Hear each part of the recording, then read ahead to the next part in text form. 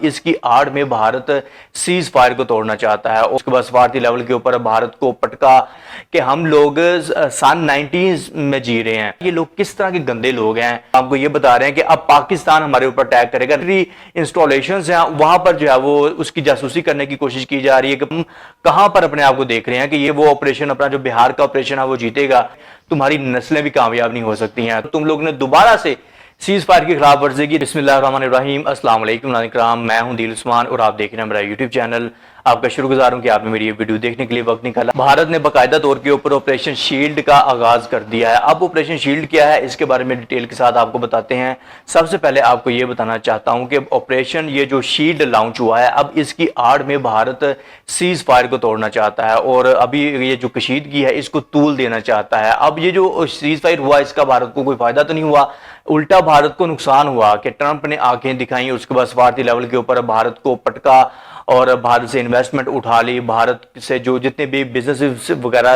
جو اسٹیبلش تھے امریکہ کی جانب سے وہ سارے کے سارے ٹرانسفر کر کے امریکہ واپس لے گیا اور اس کے بعد سیز فائر کا تو بھارت کو کوئی فائدہ نہیں ہوا۔ اب بھارت کی جو عوام ہے وہ مودی کے خلاف ہو گئی اور اس کے بعد جتنی بھی اپوزیشن پارٹیز وغیرہ ہیں، بی جے پی کی گورنمنٹ کو خطرہ ہے۔ اور مودی نے یہ جو پہلگام کا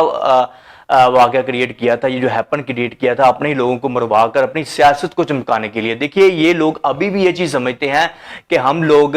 سن 90s میں جی رہے ہیں کہ اب 2025 کا دور ہے۔ اب کس کو بیوقوف بنا رہے ہو کہ اپنے ہی لوگوں کو مروا کر اپنے ہی ملک میں پہلگام کا واقعہ کریٹ کر کر اور پاکستان کے اوپر الزام لگا کر یہ جنگی ماحول بنانا اور اس کے بعد یہ آپریشن سندور لانچ کرنا اور اپنی عوام کو بتانا یہ دیکھو جی مودی یہ کر رہا ہے، مودی آپ کے لیے یہ کر رہا ہے، وہ کر رہا ہے، پانی کے دھمکیاں دینا ہم پانی بند کر دیں گے۔ اب انڈیا کی عوام کو اب اس کو کیا میسج دیں یار؟ اب انڈیا اب ایک تو میں یہ نیوز دیکھ رہا تھا انڈیا کی کہ اس کے ایک یونیورسٹی ہے پھر کوئی کالج تھا، اب اس کا جو میرے سامنے کلپ آیا، یقین مانیے کہ میں اس کے اوپر باقاعدہ طور کے اوپر جو ہے وہ شرمندہ ہوا کہ یار یہ لوگ کس طرح کے گندے لوگ ہیں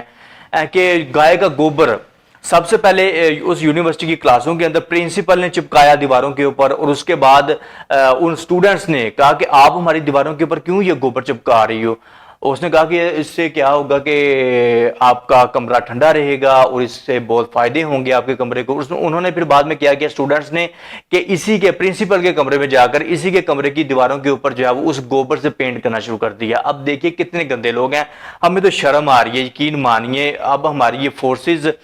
کا یہ جگرا ہے کہ وہ کس طرح سے ان کا منہ توڑ رہے ہیں، ان کے ساتھ جو ہے وہ